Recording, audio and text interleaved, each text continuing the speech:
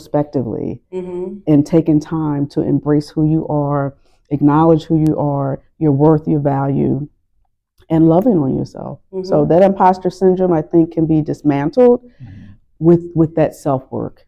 Yeah. That's beautiful. For me, I think I struggle with it a lot. And it's not in the traditional sense. And I think that's why I had so much trouble with this one, because my whole thing is all about my confidence. Like, I'm a really confident person in a lot of different ways. I don't dress a certain way, I don't look a certain way, but I'm comfortable walking down the street in my skin. I feel like I can walk in any room and I can close any deal. I just me. If you get me in a room with the person with the pen or the pad or the check, I'll close it. But it's like, all right, you get those, you got those goals, you achieve those goals, you set those goals, no problem. I could do all of that. And then it creeps in out of nowhere. Like, you're not all that. You ain't really about that. Like, you good, you got that. Maybe that was luck. Or, okay, yeah, you won 2024 best this and that. But that's only because anybody else really get a chance to apply for it or anybody else know about it. And it's like, no, I really worked hard for it. I really deserve that. And it's like I said, it creeps in out of nowhere. You don't even know where it comes from. And it's like you're looking around, you're looking around, you're looking around. It's like, did I really do that good or was it luck? I had a really good year last year. I have to do it again next year, or it was all for nothing. I was a phony. That was just luck. I just had a lucky year. My schooling, I went to school, I did well in school, I did okay in school, but I always felt like I wasn't challenged. I was just like one of those kids that was just like, oh, this is boring. Where's the test?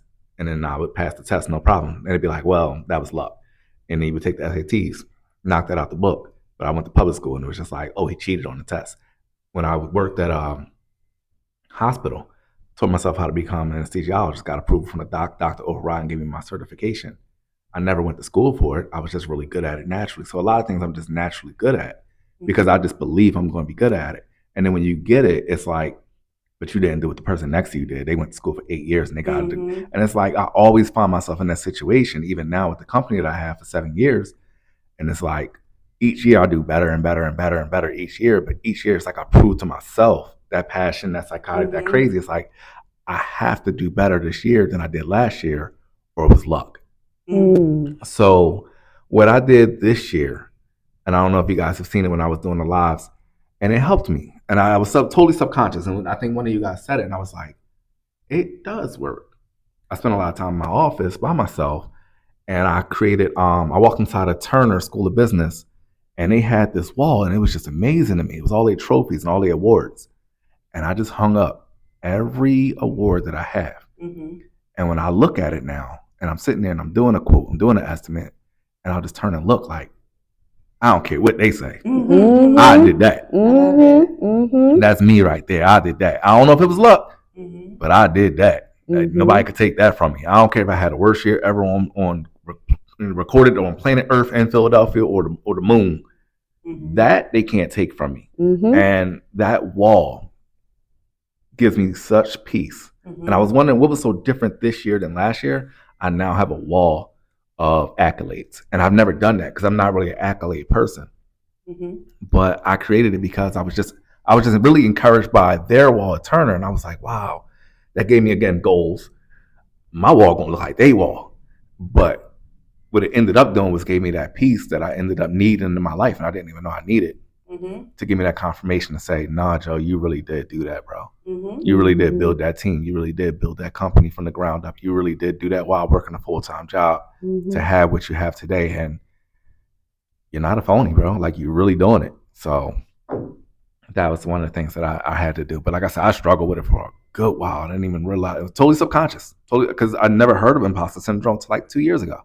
And then when I broke it down by the definition, I was like, oh, that really is something. Like, when people talk about anxiety, I'm at the age group where we don't know what anxiety is or depression is. It was called, you got to wake up and go to school the next day. So that's something new for us in our culture, within our community, is how do you deal with depression as a man? You don't. You got to take care of your family. It's just, you got to do it.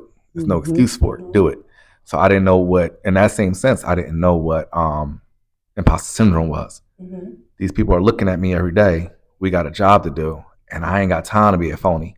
So whether I'm phony or not, for this time while I'm giving these guys the speech before we go out, I'm giving them like a 300 type speech, like they feel like they could jump out the roof. Now I might walk away like, "Phew, I hope that worked." But in that moment, I have to show them. Yep, we perform. I have to show them game day Super Bowl speech and confidence at all times. Like, we about to go win this.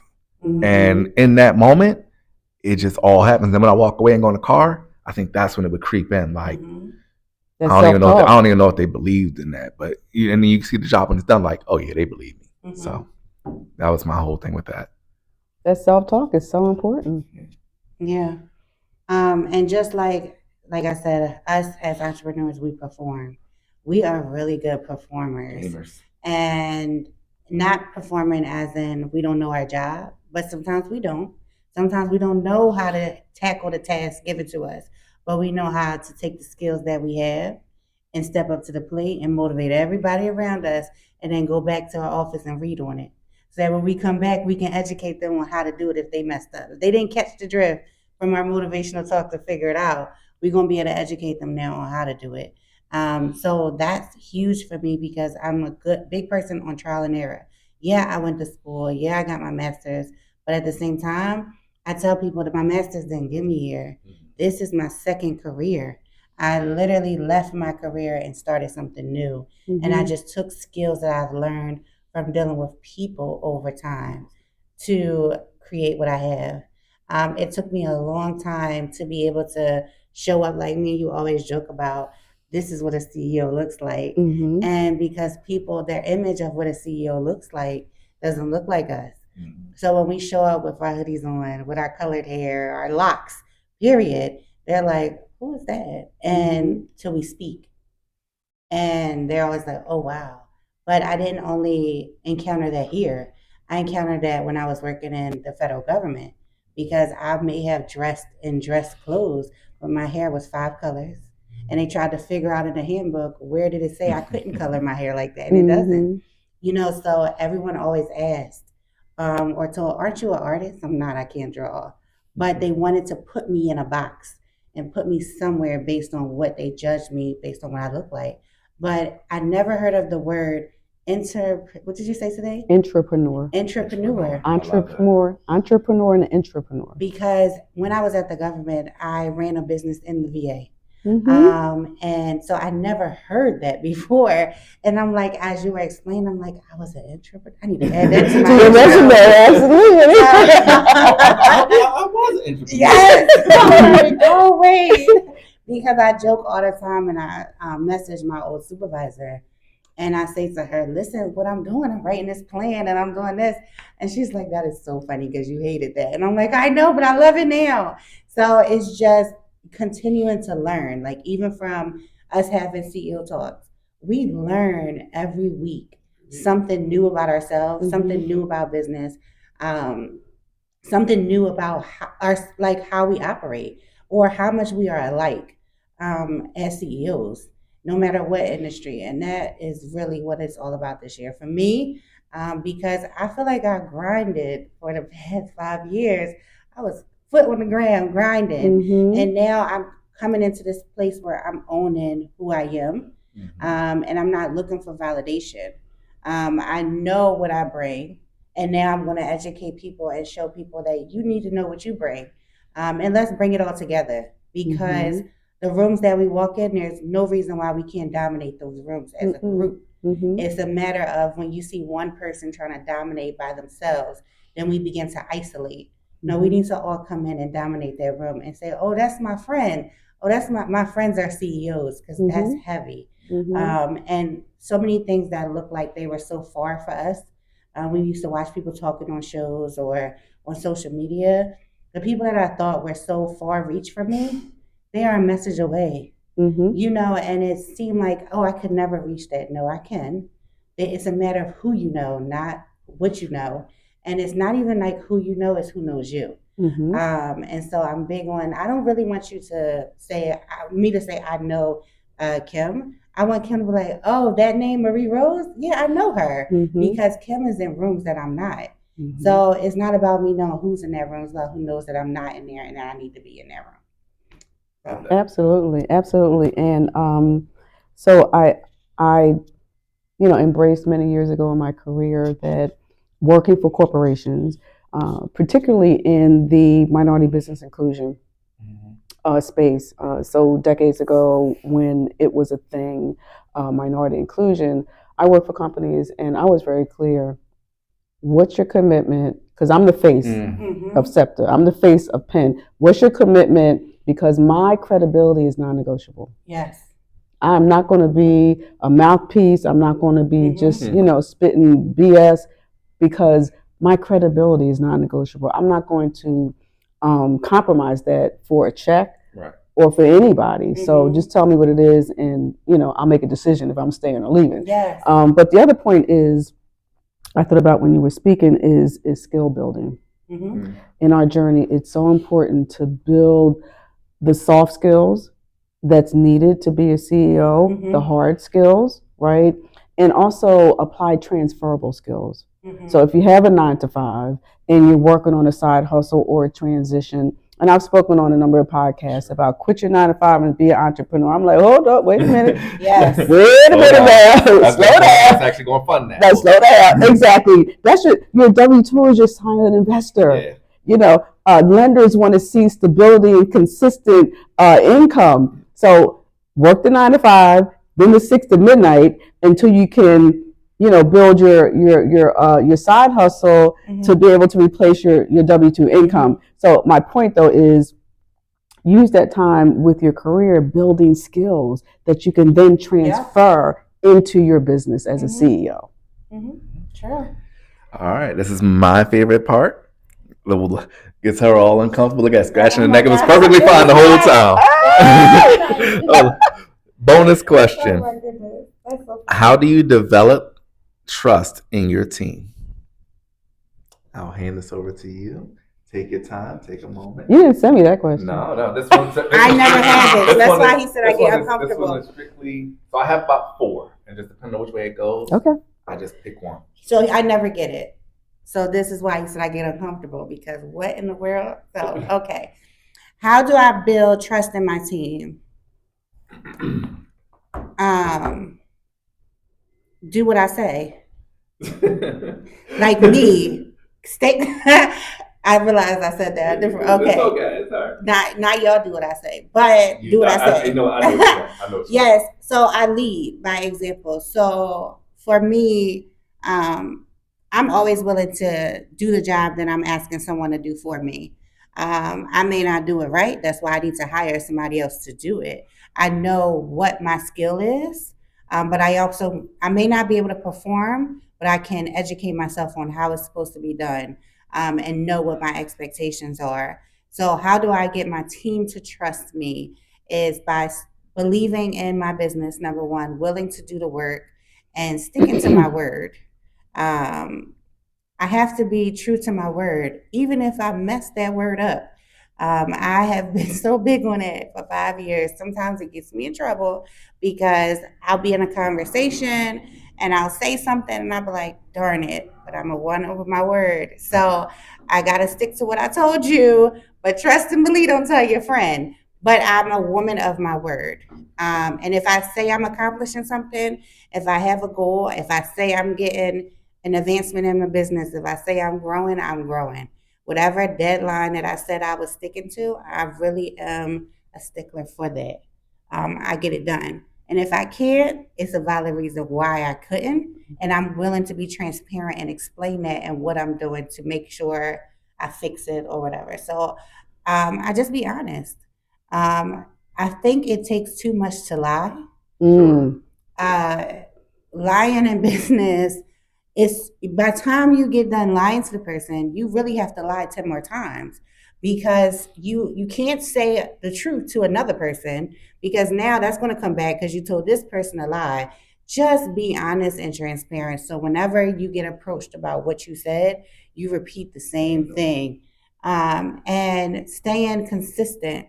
In my business, literally, I'm so consistent with all of my practices, my logos, how I reach out to my clients. This is why I'm able to pass the task on to my employees, because I've been doing it the same exact way for this amount of time. So I know what the outcome will be. And if it alters, I backup outcome or backup strategy for that. So consistency, sticking to my word, and being honest is what I have. Perfect. So, Cole, you want to take it away, or Sure. I agree. I co-sign all of that. And when I think about the question, for me, it transfers into leading teams, which I have in my career, but also my customers as my team. Mm-hmm. So being in real estate in the rent and hold space, my team can also be, and also are my on-site property managers who are my tenants. Mm-hmm. Okay, and they're on our bench. They're part of our team, and also in my work career leading teams, I think one of the most important spokes in that wheel is communication, mm-hmm. consistency, mm-hmm. and being integral.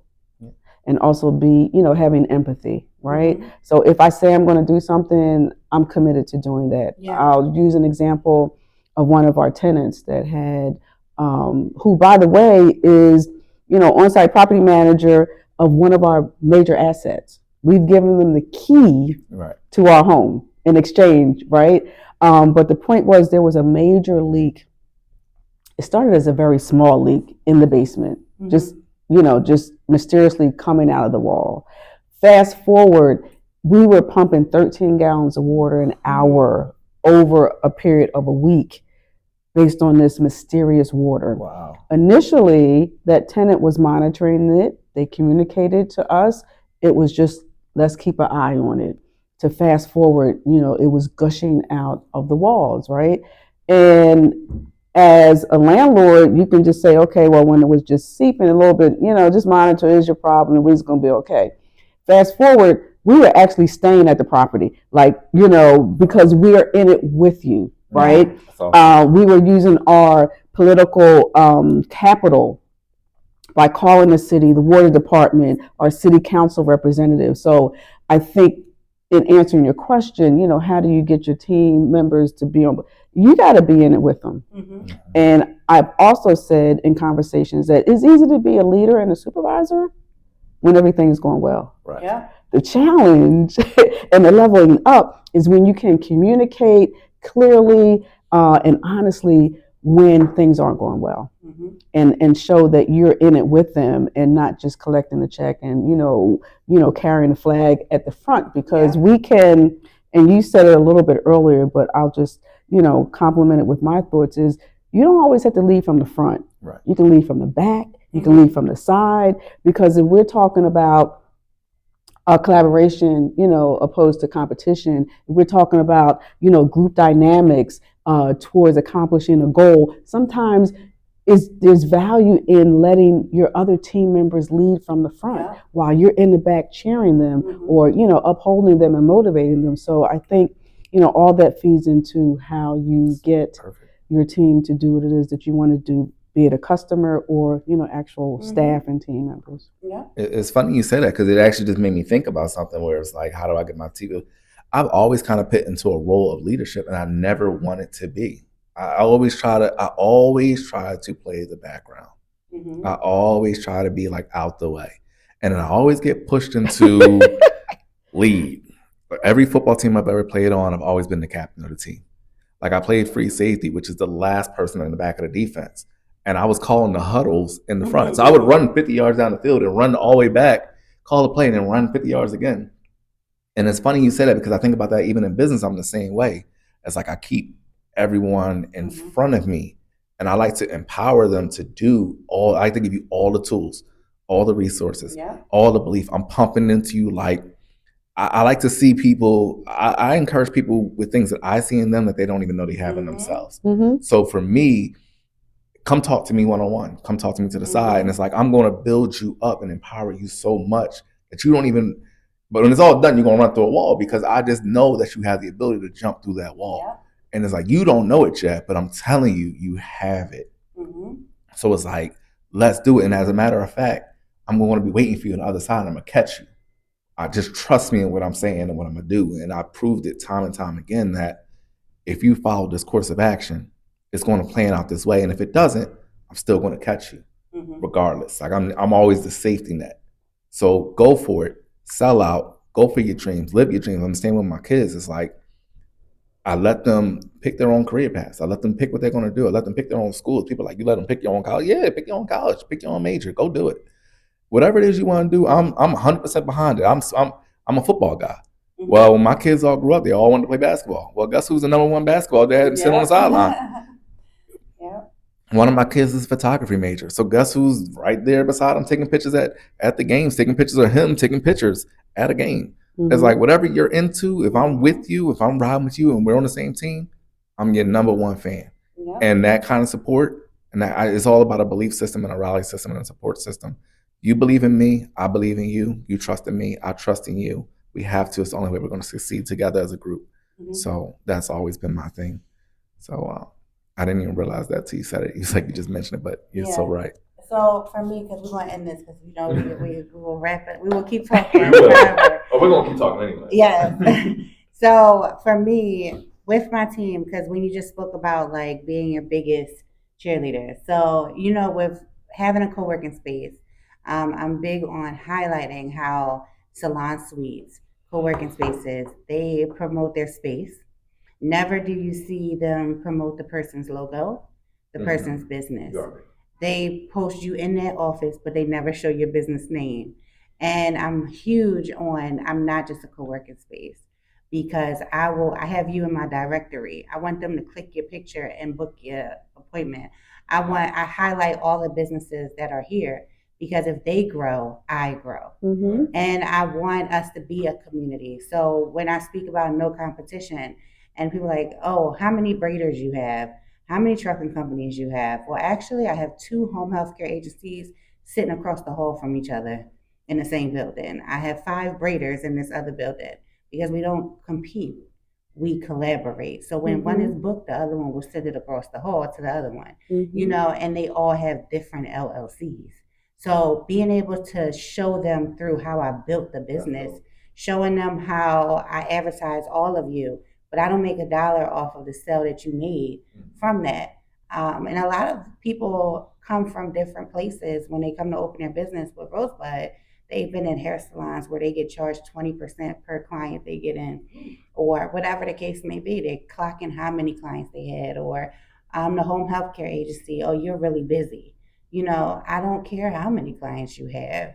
This is what I require, and then I want you to grow. I hope that you do grow out of my building, because you'll allow a space for another business owner to then take that space and grow too. Mm-hmm. But also to the businesses that have 6 figures in their office, I want to bring youth in to see your space, because I want them to see that they too can grow, have 6 figures out of just an office space in a building with among other people that look like them. Because where can you see that at?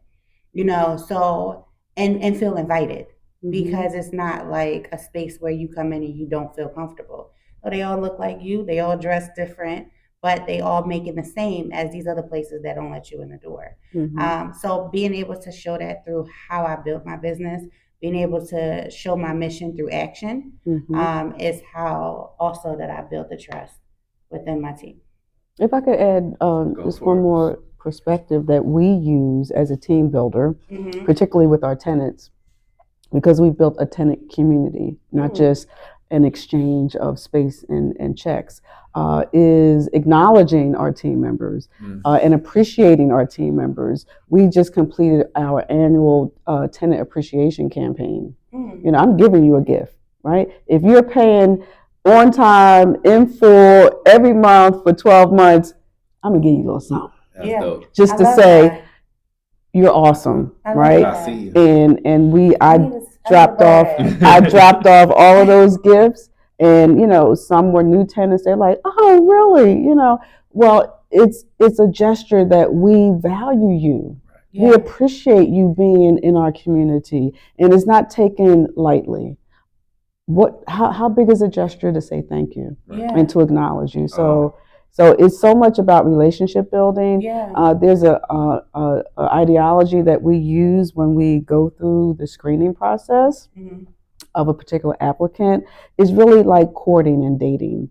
We're really not number one looking at your income. We're looking for integrity and character. For sure. income is second, right? So we're courting you, trying to see we have chemistry with you. Then if you check all the boxes and you agree to the terms of the lease, which we call the prenup, right? You agree to certain things, we agree to certain things. Giving you the key is like putting a ring on your finger. Because we're married. This is a contract relationship, right? Yeah. And just like a relationship, when they move in, we give them a gift. Because I appreciate you, boo. Yeah. Okay. And then along that relationship, we're communicating, we're being very clear, and we know that you're going to deliver by being a great, member of our team. So we're going to acknowledge you every year and say, I appreciate you. That's team building for me. Those are transferable skills that I've been able to bring from my career into my company and make our customers feel good. So we can be proud. We don't have a plaque on the wall. Maybe we should get it. Listen, get that plaque. Hang that plaque up. 40 years, 0% evictions, 100% rent collection, and no delinquencies for a reason. Listen, that plaque changed my life. I'm telling you, everything I see behind there is just like, please, you earn it, you deserve it, it's yours. Yeah, that's you beautiful. Deserve it. I want to thank you so much for joining us, taking time out of your day. You're welcome. It was an absolute pleasure. I think we walked away with a lot of knowledge from you alone. So just thank you so much for being with us. Join us every Sunday. You can subscribe, see us on YouTube. We love to have you. Be sure to share and like. Thank you so much for coming out. Wait a minute. Uh-oh. You forgot I got like plugs. Plug time. So, here it is. Here we go. Yes. So Marie Rose, is running a campaign with American Heart Association. I'm very passionate about educating the community about heart health. So we are running a campaign for the next 9 weeks. So February, March, and 2 weeks into April. We're having sponsoring a walk. And also in this building that we do our podcast, we will be having a Zumba and food demo from one of the top vegan chefs in Philly. And she will be, so it'll be a 2-day event. And if you follow the hashtag Rose Hearts, that's the name of our campaign, you will see all the information about what we have launching February 7th. And you can also wear red that day because it's National Red Day, just to bring awareness to the community of heart health, especially among women. All right. Thank you. Thanks for joining us, guys.